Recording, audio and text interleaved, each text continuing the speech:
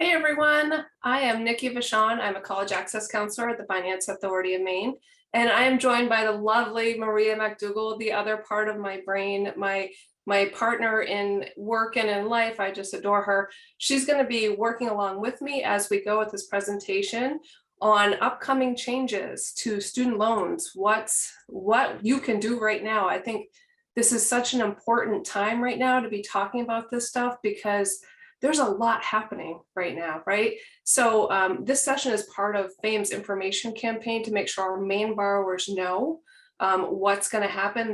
Their student loan payments are going to be restarting. They have a lot of options, but there's a lot in the mix. So we want to make this transition just as smooth as possible, as least amount of stress as we can. And we know things are still rough for folks, so we want to make sure people know all about all their options. So hopefully this is going to get you all more informed about what's happening so that you can help us get the word out. So let's jump right in. Here's our agenda. We're going to talk about what happened and when, which loans are affected by this, what will be happening and when, like what's coming down the pike, what we can expect. There's some changes happening right now to student loan servicers. So this is another piece of that puzzle, the moving pieces that we want to talk about. And really the call to action is what student loan borrowers can be doing right now, okay? And also, as a bonus, we're going to talk about the temporary waiver to the Public Service Loan Forgiveness Program, which this may affect a lot of the folks on this call, but we've definitely had a lot of questions on this. So let's jump right in and talk about what happened and when. So in March, excuse me, March of 2020, there was an executive order in response to the pandemic. President Trump put on an administrative forbearance that did three things.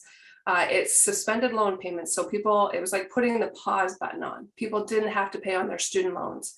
But it also put a pause on the interest accrual. So as people were not making payments, zero interest was being charged as well. So it's basically like frozen in time, right? This also stopped involuntary collection on defaulted loans. So for folks that hadn't paid loans off for so long, they go into default. There was kind of a put on those defaulted loans, involuntary collection. So what's really happening there is people who are having their wages garnished or their tax refunds offset, everything there was being put on pause. So as the end of March came, the CARES Act was passed and Congress passed that, and that really codified these benefits. So that was put into place for a period of time, right? So we got it this period of time for a pause. And then as the pandemic continued, that pause got extended and extended and extended. So there was a few times that pandemic's still happening. We're going to move that repayment start off. So as we sit here, I want to call us on the precipice of the last extension. This is payments are going to start as of February 1st of 2022. And how close is that? That's like right around the corner. So we just want to make sure people know. We're seeing on social media, some people are like, yeah, it's not going to happen. They're moving, they're going to kick this down the can. No, this is it. This is it, folks. This is what we're doing, right? So let's talk about which loans are affected by this. We're talking about federally held loans, and this can get a bit confusing. So this is loans that are in the direct loan program. So direct loans or loans that are held by the Department of Education. Maybe it's a FELP loan. This gets a little confusing, but the Department of Education, the federal government is holding those loans. Some defaulted FELP loans are being affected by this as well, or Perkins loans that are held by the Department of Education. So really the wording here is federally held student loans. What does not count when we're talking about these benefits are non-federally held FELP loans. So this used to be referred to as the Stafford Loan Program. This can be a bit confusing, so I'm going to clear that up in a sec. But we're not talking about FELP loans or private loans. So really this only benefits students who their loans are federally held. So how can you tell if this loan affects you? I've had a lot of people say, like, how do I know that this really is affecting me? We always refer folks back to studentaid.gov or their loan servicer. So both places you can look and see what that loan status is. And if that status is a forbearance and the interest rate is 0, they're getting the benefit of this administrative forbearance. So keep in mind that we always direct folks back to either studentaid.gov where they log in. There's a lot of information there. I'm going to talk about that a lot today. But their loan servicer also is, a lot of times I say, circle back with your loan servicer.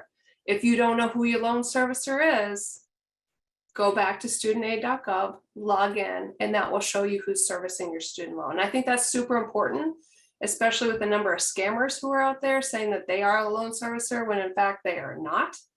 So I always refer people to go back to studentaid.gov to see who this is really, who is really the student loan servicer they should be working with. Nikki, we had a great question in the chat that I think we should address here. Are PLUS loans included?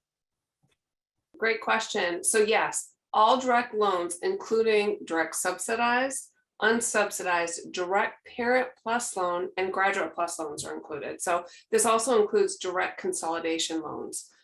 These all had loan payments paused, as well as the interest accrual. So great question, thank you. Okay, so federally held student loans, what is happening with those? Okay, so these are put into a 0 interest rate, so no interest is being charged. No payments are being expected, okay? Borrowers can opt in to paying on the student loans. And about 1% of student loan borrowers have started to do that. So some people are still continuing to pay on their student loans, but they actually had to opt in for it. The waiver does count for benefits of programs like public service loan forgiveness or income-driven repayment forgiveness, or for defaulted loan rehab. So with public service loan forgiveness and income-driven repayment forgiveness, after a period of time or after so many payments, the loans are forgiven, right? So these payments, even though they are non-payments and people are not making them, those payments are still counting as we go along, okay? Defaulted borrowers, if they were working on rehabilitating their loan, so if they're in default and they want to rehab their loan, they're going to get it back into good standing, they have to make 9 on-time payments. These non-payments while during this waiver are still counting towards rehabilitation. So even though they are not making payments, they're working towards some sort of benefit. And the credit report will reflect the same as if the borrower has been paying along all this time, right? So everything happens super fast. And the loan servicers didn't necessarily have a lot of time to change their systems. So when this did happen, some folks did get a ding on their credit report, but the loan servicers went back to the credit reporting agencies and said, hey, this is not accurate and we need to change that. So that has been rectified. So just keep in mind that this does not reflect negatively at all on student loan borrowers. So defaulted loans, I said involuntary collections were suspended. And what this means is like wage garnishment, if their wages were being garnished, that had stopped. Sometimes their tax refund was taken, as called a tax offset, that stopped. And also the Department of Education directed private collection agencies to stop pursuing these defaulted loans. So they stopped communications to defaulted borrowers. So we're kind of at the end where that is starting to ramp back up again. So that's sort of what happened and when. Okay, what will happen and when? So as part of this repayment restart, loan servicers in the Department of Education are required to send at least 6 notices to borrowers to let them know repayment is starting, and it's starting after January 31st, right?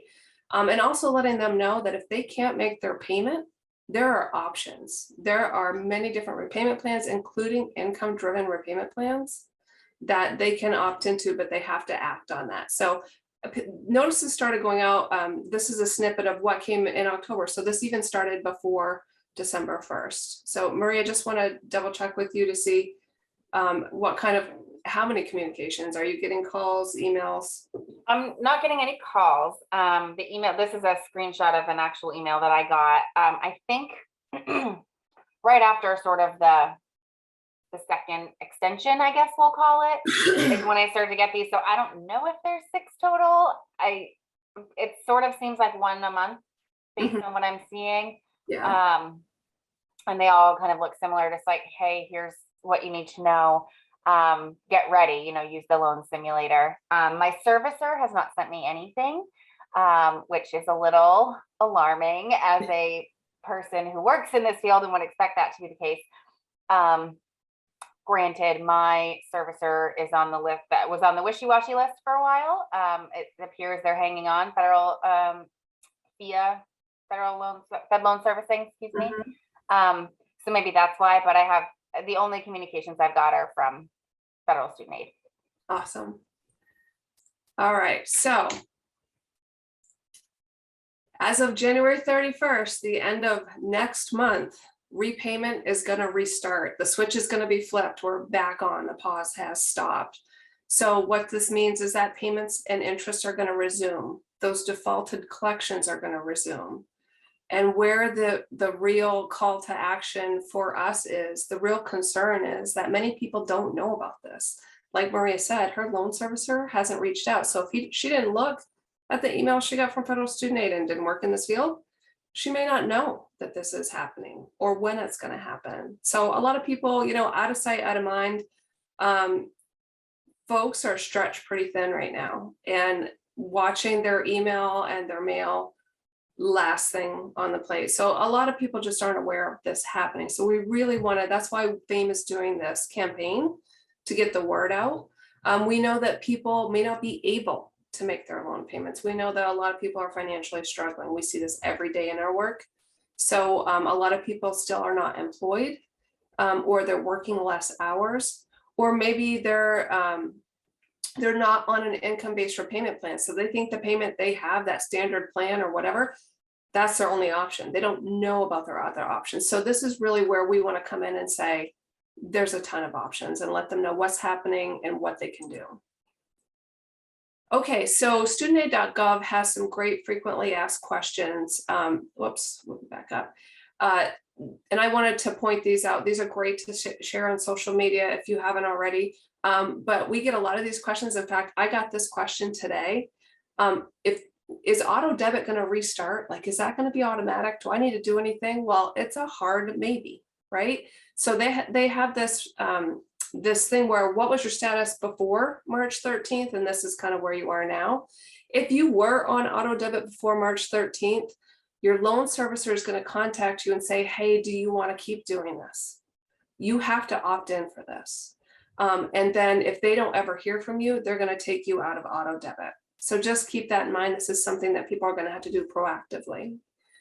If they signed up for auto debit after March 13th, it's already set and forget it. It's already in place. They don't need to do anything unless they want to stop auto debit. If they opted out of the payment suspension, so they're part of that 1% of folks that decided, I'm going to just keep paying on my student loans, nothing is needed. If they signed up for auto debit, they're all good. If you have loans in default, they do need to work with their default resolution group to see what their options are, because this isn't an option for everybody. If you have parking loans that were in auto debit before or while they were in the suspension, again, no changes needed. So basically, if you were doing it after March 13th, nothing is needed. But for Perkins loans that are not paying through auto debit, you're no longer signed up. You have to opt back in again. So this is a great thing to share on your social media. That's at studentaid.gov. I got the link down here. Will my regular monthly payment be recalculated? So is my payment going to be different? What people want to know. Well, it could be. So it depends on if the interest had accrued. So if there's unpaid accrued interest on the account before that forbearance happened, they may have to recalculate your loan payment, and it might be a little bit larger. So again, I'm going to send people back to their loan servicer to see what that payment's going to be. Will the payment suspension cause me to take longer to pay off my loans? Again, it really depends on what repayment plan they're in. So keep in mind, if they're in standard, graduated, or extended repayment plans, those are a set number of payments.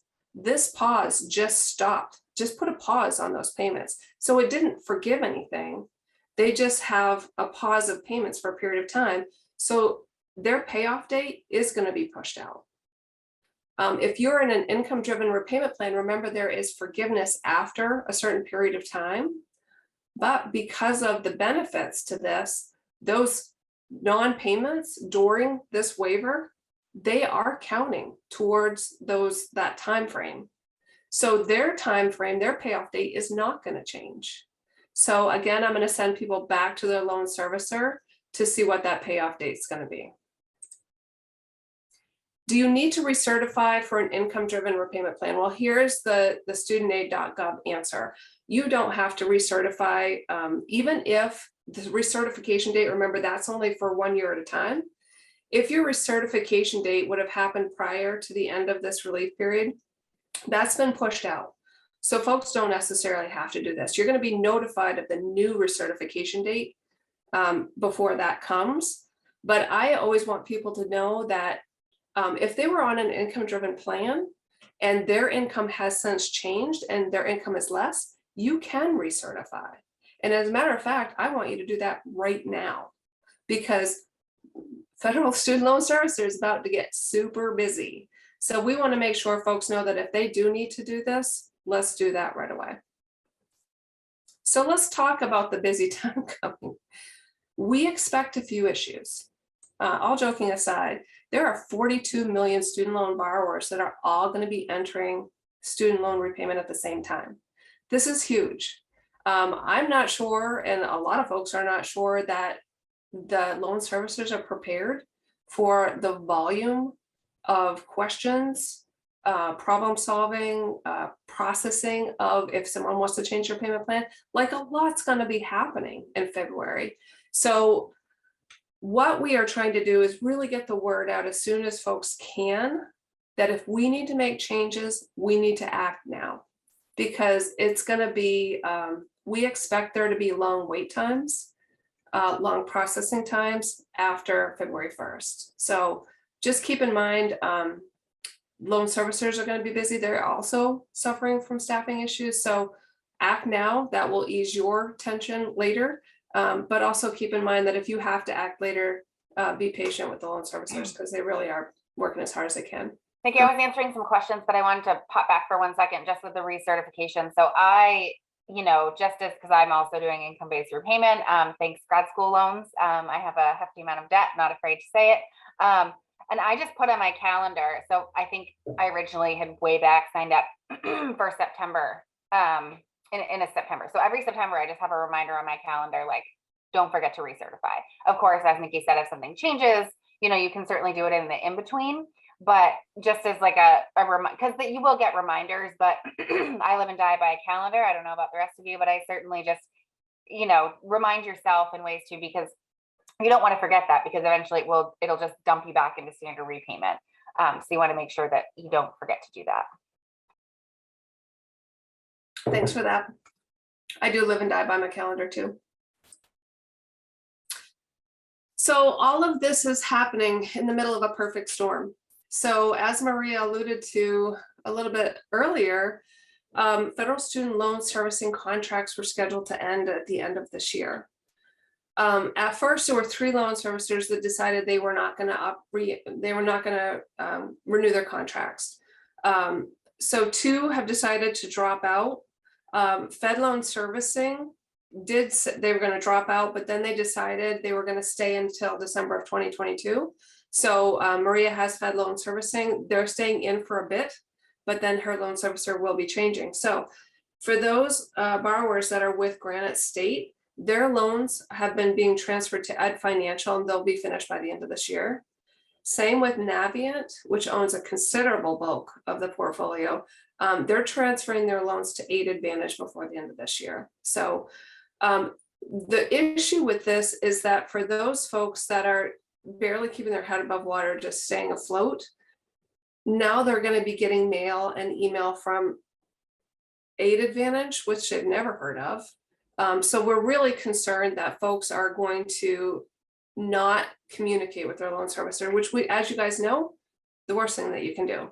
So we really want to make sure that we're using our partners and our own voice to get the word out that these changes are happening, because folks are much more likely to open a piece of mail from Fame or from you than they are to open mail from Aid Advantage, because they don't know who that is. I wouldn't open mail from them. So we want to make sure that folks know that this change is happening.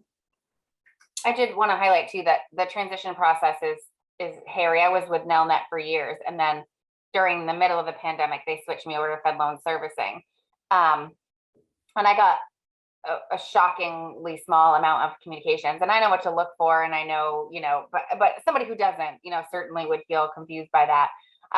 And they had put my loans like back into repayment, even though it's a administrative forbearance, because that just happened. Somehow the button didn't get clicked in the transfer. And if I hadn't noticed, I've been paying like as I go, because I'm trying not to I'm trying to get them paid off eventually. But somebody who could be shocked by that, suddenly starts getting bills and things. So the transition process of switching these lenders, you want to make sure students are A, communicating, reading the communications, but B, kind of fine-tooth comb and make sure everything is as they want it, because I think there are things that get lost in translation. Perfect. Thanks for that. Okay, so I also want to talk about public service loan forgiveness, and I added this slide. I just want to back up because I know some of the folks that are on this, the webinar, public service loan forgiveness in 2007 started that if you made 120 qualifying payments, after that 120, anything left on the student loan was forgiven. It's wiped out. They were not taxed on whatever loan was forgiven. So what qualifies for a qualifying payment is they're going to have this trifecta. I love calling it a trifecta. So they're going to have these three things happening at the same time, right? We have to have a payment made on the right type of loan. This is the direct loan program, not FFELP, direct loan program. You have to be in the right repayment plan. So this is going to be any income-driven plan, or the standard plan actually does count towards public service loan forgiveness. But if you stay in it, you're going to have everything paid off in 10 years and it won't matter. But those payments do count towards the 120.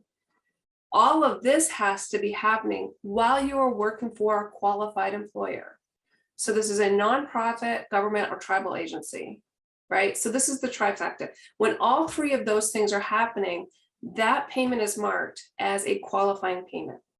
120 of those, whatever's left after, is forgiven. So that's PSLF in a nutshell. Okay, so on October 6, 2021, Department of Education announced a change to this program that changed the program's rule, but for a limited period of time. So for a small window of time, guys, this program, pieces of it are changing, and this is due to the national emergency. So this change allows borrowers to receive credits for those payments that wouldn't have counted before. So think back to 2007 and all the places that you worked, which were qualifying employers, but maybe you were in a FFELP or Perkins loan. That wouldn't have counted in the past, but due to this window of time, those payments, you can get them to count, but you've got to act on it, okay? So keep in mind that for a qualifying period of time, you can get those past payments counted, but you got to act on it.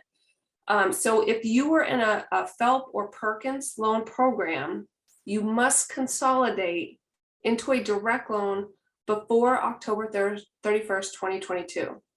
So in the past, I've always said, don't consolidate. Those past payments won't count towards whatever, but for a short period of time, if you consolidate, they are going to take those old payments and count them towards the 120 payments, as long as you meet the other two pieces of the trifecta, okay? Now, part two to this, any payment plan will count, any. Like, it didn't have to be income driven or standard. If you were in graduated or extended, those are going to count. But again, we got to act on this before October 31st, 2022. In the past, late or inaccurate payments, so maybe to make this a qualifying payment, you have to pay it in full on time. Well, if it was late, or if maybe it wasn't up to the full amount of the payment, it didn't count. But for a limited window, we can get these certified to count. So what do? We want borrowers to go to studentaid.gov/PSLF. Maria, can you throw that into the chat for me? This is the Public Service Loan Forgiveness Tool. This is an interactive site where borrowers log in, their loans are already loaded on the system. And what this does is it will look at the borrower's loans and see if they are eligible for public service loan forgiveness. So if their loans were in the FELP loan program or Perkins, it's going to say, if you want to take advantage of this, you have to consolidate your loans. So this tool will tell them. They'll tell them if it didn't qualify, what they needed to do. But if those old payments, you do want them to qualify, one of the things that we need for PSLF is to prove that you work for a qualifying employer. And what this tool does behind the scenes is it builds an employment certification form. So it's building this form that you either print out or have your HR send it to Department of Education and saying, yes, Nikki worked for this qualifying employer for this period of time. Department of Ed will look at your loan history and see if those payments count. And they're going to send you back something saying, yes, Nikki, these payments counted. Here are the number of payments.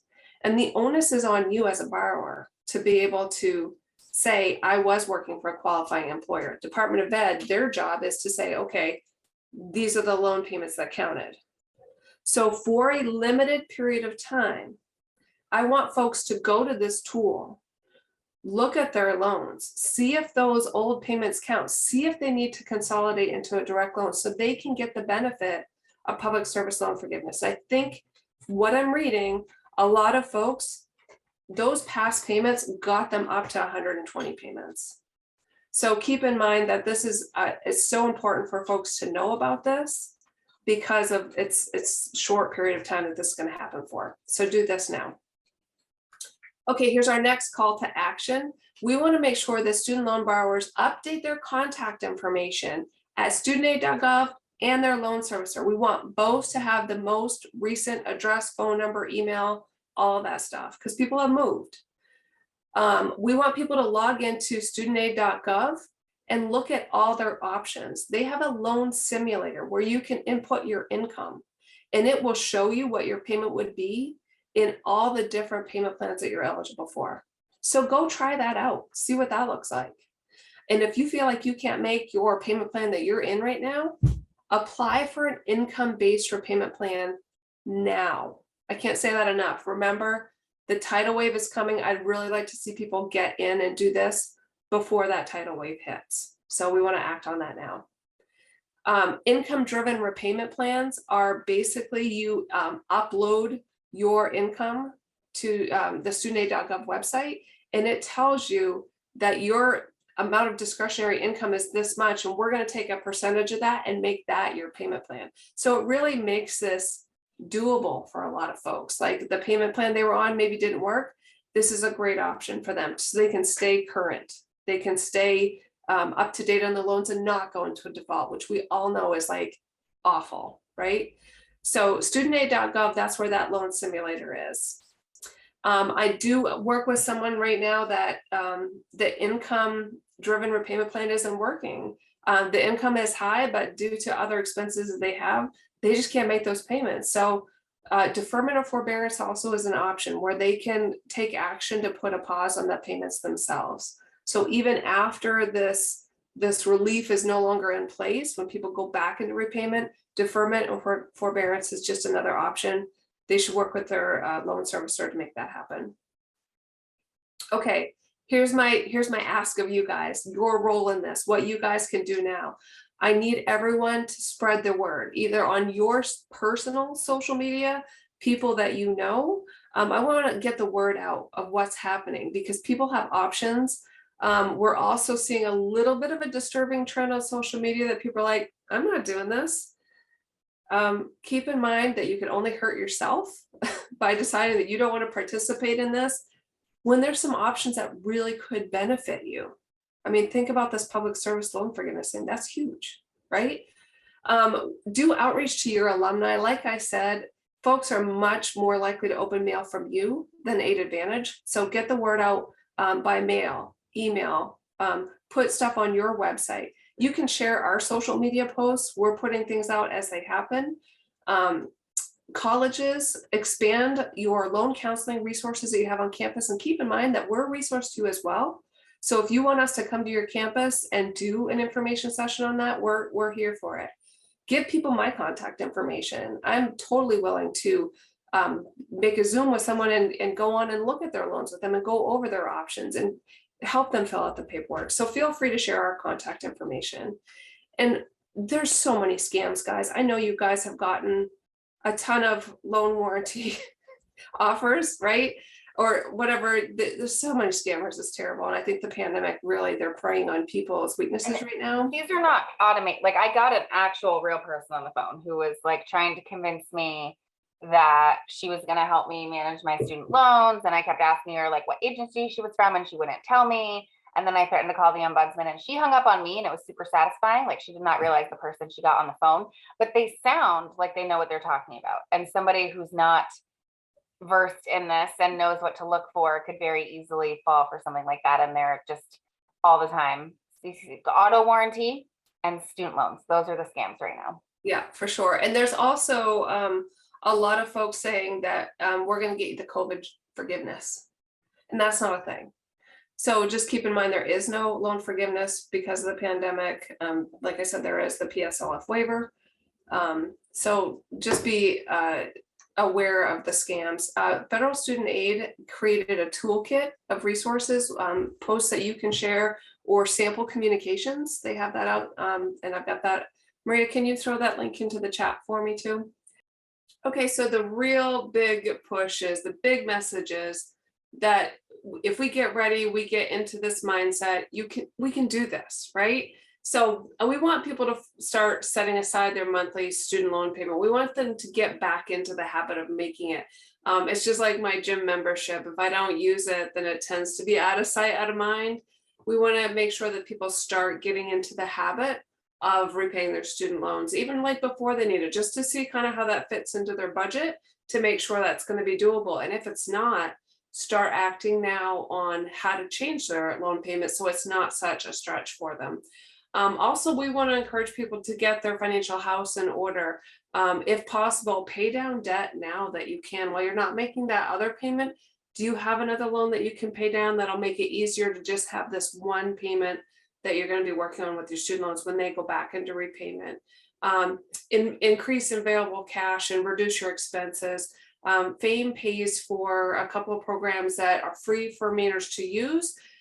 So we have fame.enrich.com for all Mainers who are not currently enrolled in college. So feel free to save that, because there's some great money hacks on that website and some tools to help people start budgeting if they are kind of new to this whole budgeting thing. That's a great resource to you.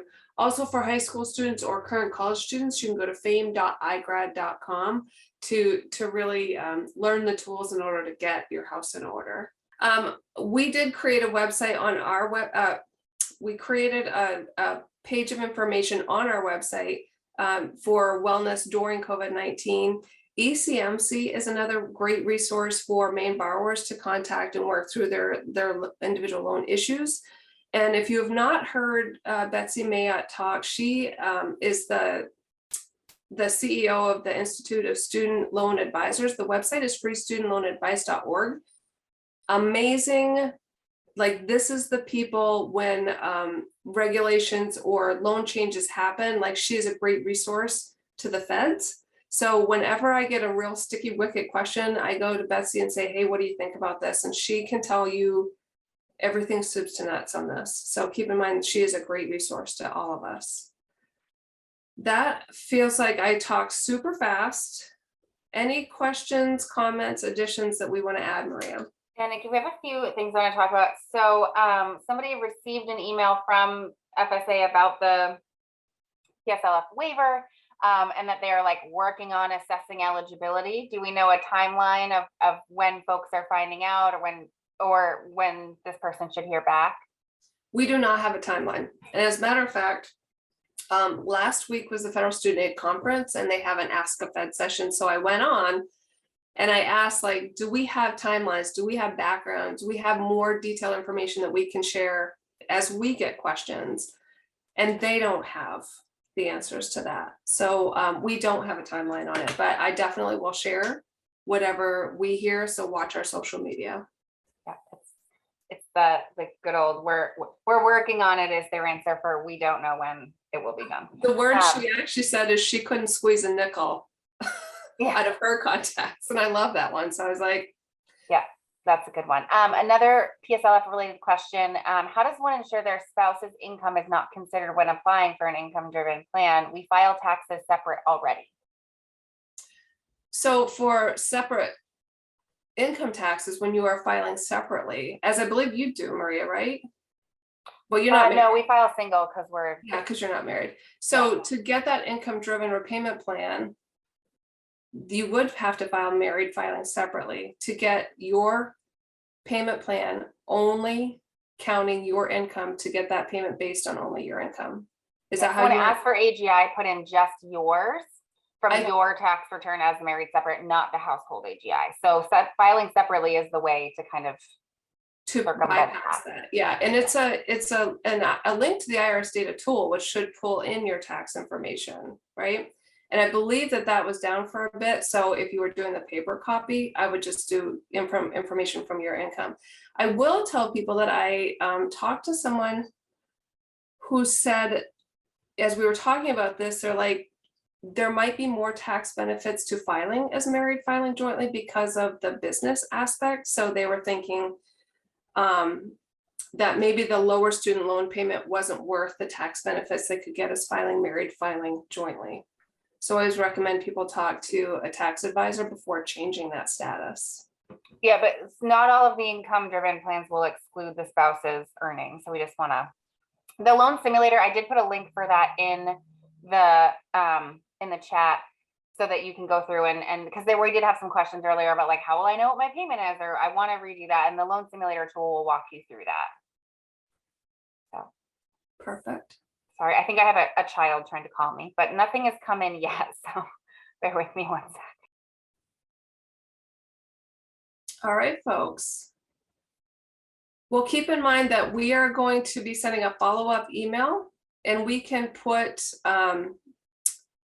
follow-up questions and answers. If you guys do have questions, I would love to hear them. You can feel free to email me, nvashon@famemain.com. I'm putting that in the chat. So feel free to let me know, and we will get back to you guys as soon as possible. But please be following our social media. Fame Maine is our handle on all our social media, so check us out there. Feel free to email us or give us a call. Thanks everyone for joining. I really appreciate it.